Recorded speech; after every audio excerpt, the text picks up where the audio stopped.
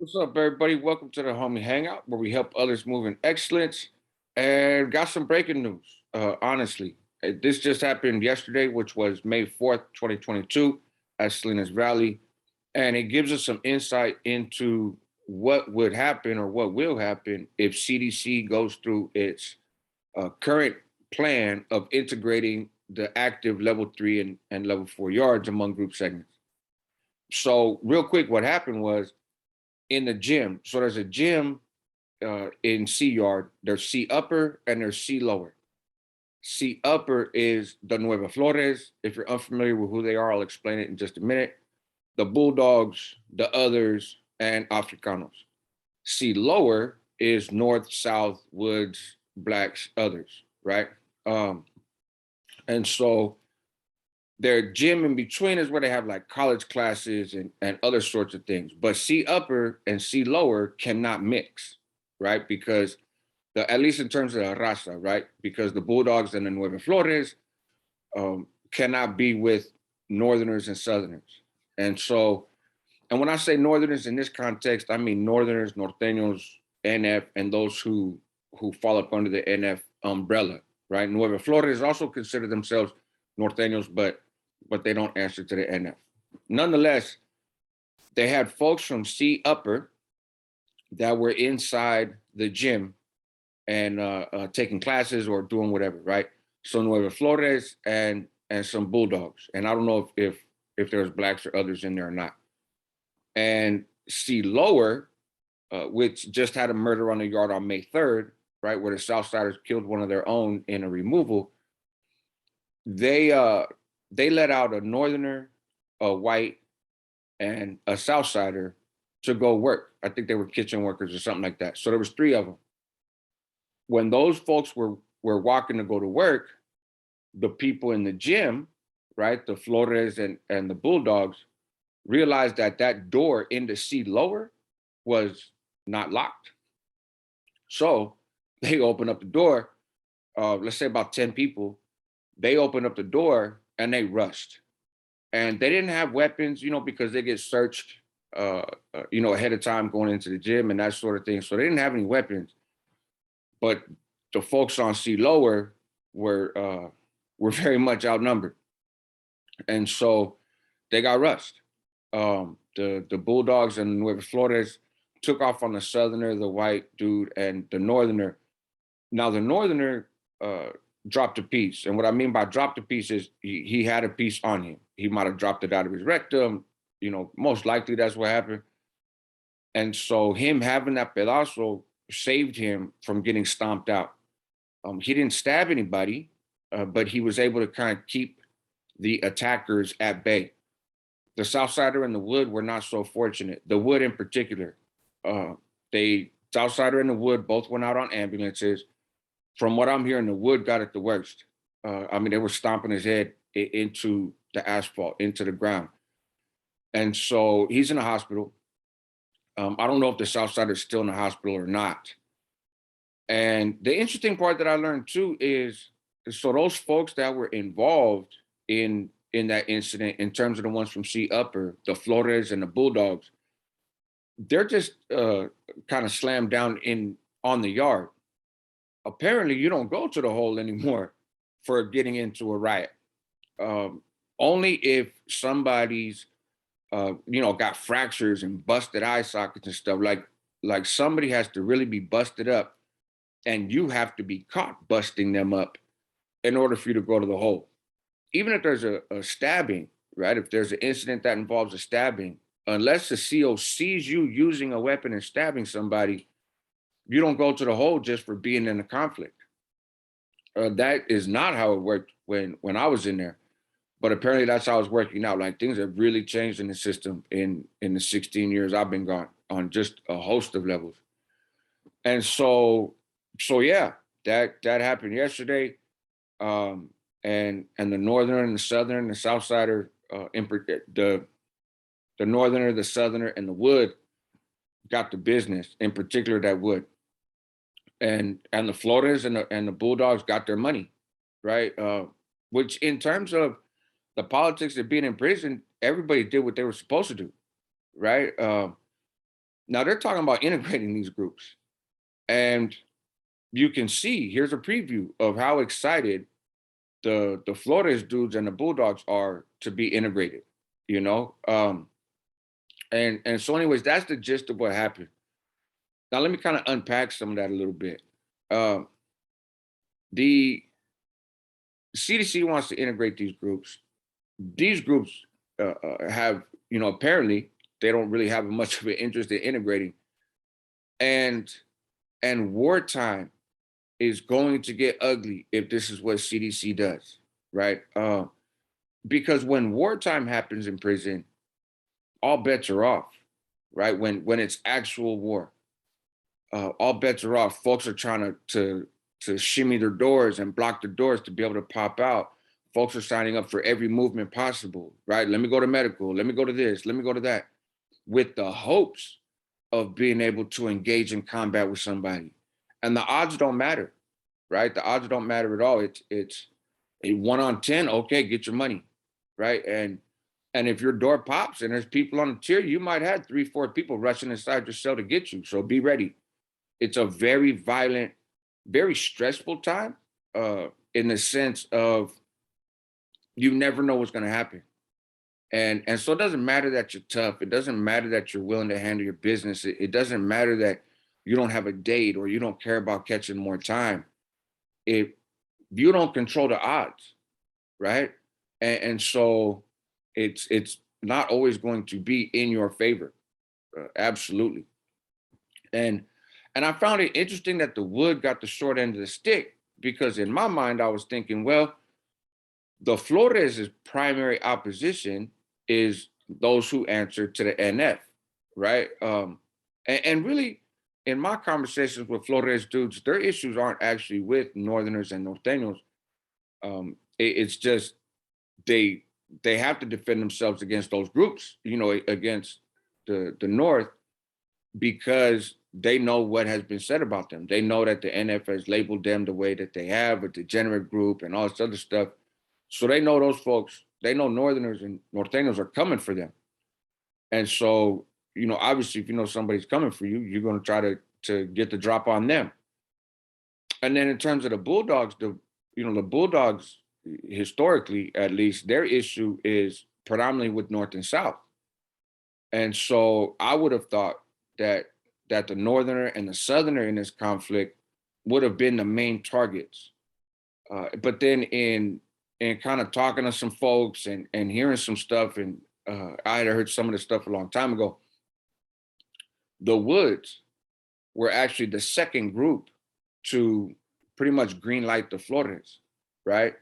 Once the NF was like, nah, it's a degenerate group, green light on all Flores, which happened many, many years ago, the Woods are the ones that followed suit, right? Woods up in High Desert, Woods in Pleasant Valley.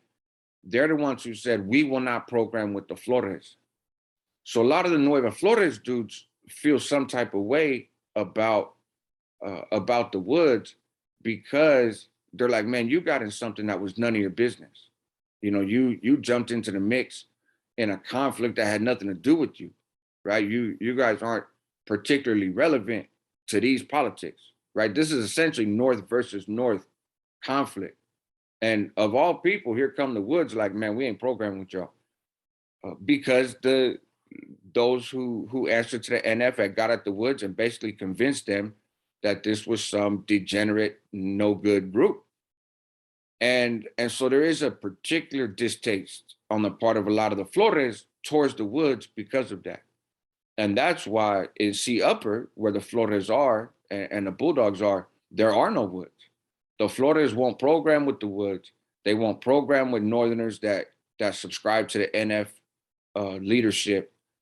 And they won't program with Southsiders because they view themselves as gang banging Northerners, right? Gang banging Norteños. And so they're like, we don't program with the South either. So they really just program with the Bulldogs because they got no issue with them.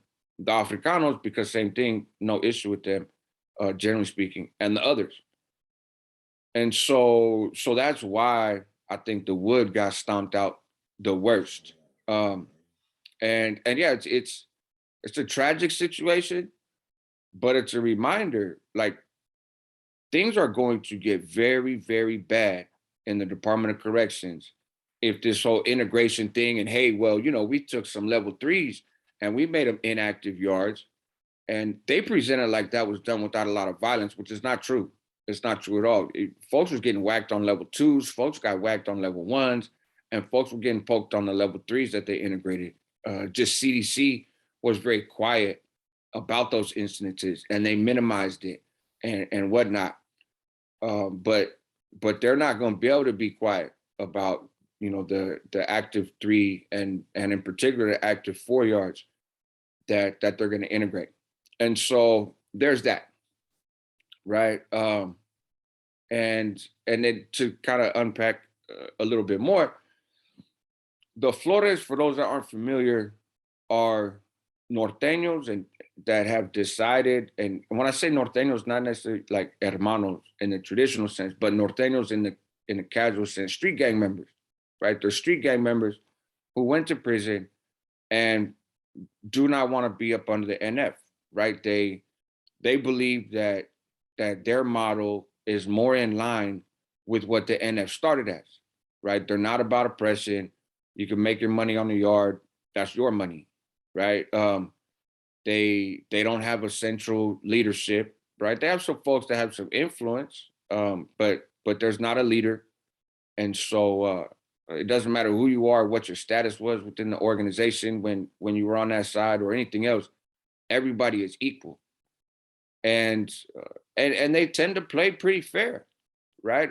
In my conversations with folks, I don't have a lot of personal experience with them in terms of being in prison, because throughout my time in prison, I fell up under that NF ideology in the sense of being a quote unquote homeboy and running my program, and so I wouldn't have programmed alongside Flores people regardless.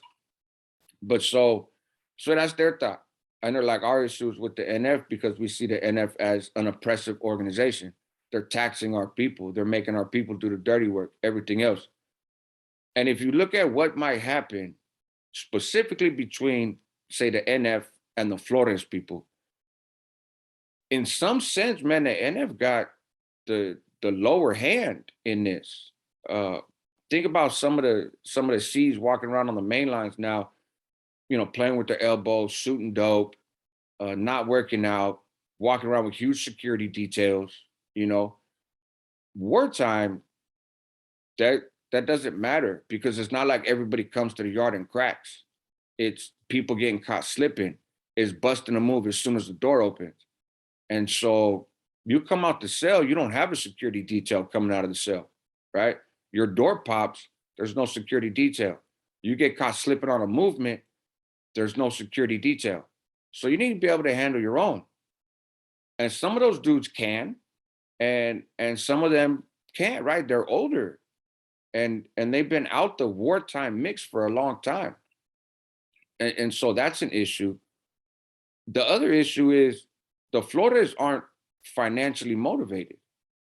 They some of them get money, they do their thing, whatever, but they're not a criminal organization centered around profit. The NF is. And so lockdowns, big long-term lockdowns means no visits, means no hustling, means none of that. And it means that your manpower is not doing that either. And so your money's drying up real quick. There's no canteen, there's none of that stuff on a real serious lockdown. And that is going to hurt the NF more than that is going to hurt the Flores. That's going to hurt the MA more than it's going to hurt the Flores or the Bulldogs, right? So it'd be interesting. The numbers definitely the NF has the advantage, and pretty much everybody has the advantage. But in terms of what they have to lose, and in terms of their overall goal and what they're trying to accomplish, the Floridas are kind of better situated to endure that situation than than the folks on the NF side or whatever. So, anyways, there you have it. I don't want this to be a long spiel, but I found out about this last night. It was too late to post a video when I got off my live, and so I wanted to get it out there to you guys today, man. Just to recap, about 10 Nueva Flores and Bulldog dudes from C Upper in Salinas Valley were in the gym. The gym door was unlocked. A northerner, a southerner, and a wood were going to work. The yard wasn't open. They were just going to work. And so the Flores and the Bulldogs got the door open. It was already unlocked. They pushed open the door and caught those fools slipping and stomped them out. In particular, the wood got really stomped out. And so some people are going to wind up going to the hole when it's confirmed the injuries that the wood has. But again, they find broken bones and that kind of stuff. Then those folks are going to get snatched up and go to ADSEC. That information should probably be revealed today. You know, it doesn't take long for reports to come back from the outside hospital in terms of what happened. So there you go. Salinas Valley violence. It's a message to CDC. You know, hey, watch what you're gonna do. And just to be clear, these dudes on C Upper have been trying to sneak into C Lower and have had some success, right? The visiting room is off limits, but they've been trying to slide into and sneak out to to C Lower, right? They've been trying to slide past that 115 hearings and they're out there and get around. So this is not new. This is not like, oh, we need to do this because we want to show the administration we can't program. From their mindset, we need to do this because this is what we do. And this is the conflict that we have. And that conflict has existed for a very long time. But because of the timing and because of what CDC is saying, it is also a bit of a foreshadowing, right? And so we'll see how this affects CDC policy. It may not. That remains to be seen. Help others move in excellence, man. That's what homies do. Help yourself at the same time because you're worth it. There's a variety of content here. Check it out. Like, subscribe if this is the kind of thing you're into. We don't just do prison war stories. I try to make sure there's a lesson behind everything that I share. And the one in this one is war in prison is ugly. And some of these folks that have this idea of, oh, I've been in a riot on the yard where this group gets off on that group. Okay, that's one thing, right? But this is like Corcoran gladiator fights days. You know, this is gonna be next level war, and I don't think it's ever gonna make it to the point of large groups getting off on each other, because these groups are gonna get off on site. You're not gonna get a chance to put large groups out there, and so we'll see what happens, man. Check it out, and I'll tap in with you guys later on today. Shouts out to everybody that helped us reach 10,000 subscribers, man. Let's keep it pushing.